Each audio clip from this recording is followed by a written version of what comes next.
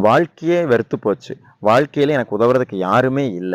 நான் நிர்கதியா நிக்கிறேன். எனக்கு எந்த வழியுமே தெரியலையே! அப்படின்னு ஒரு இக்கட்டான நிலையில நீங்க நிக்கும் பொழுது, எந்த தப்பான முடிவும் எடுத்துறாதீங்க. உங்களை அந்த இக்கட்டுகளிலிருந்து, அந்த பிரச்சனைகளிலிருந்து காப்பாற்றுவதற்கு ஒருவன் இருக்கிறான். அப்படிங்கிறத நீங்க முதல்ல ஞாபகம் வச்சுக்கங்க. அவன் யார் தெரியுமா? திக்கற்றவர்களுக்கு தெய்வமே துணை என்று சொல்வார்கள் கேள்விப்பட்டிருப்பீங்க. அது மாரி திக்குகள் அனைத்தையுமே தன் கட்டுப்பாட்டில் வைத்திருக்கக்கூடிய ஒரு தெய்வம் உண்டு.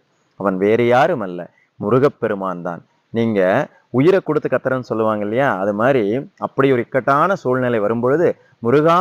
உன்னை இல்லாம என்னை யாரு காப்பாத்துவா? என்ன காப்பாத்த வா முருகா!" அப்படின்னு மட்டும் கூப்பிட்டு பாருங்க.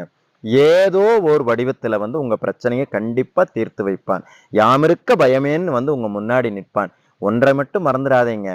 காப்பாற்றியது வேறு வடிவமாக இருக்கலாம். ஆனால் காப்பாற்றியவன் அந்த கந்தசாமிங்கிறத மட்டும் மறந்துடாதீங்க.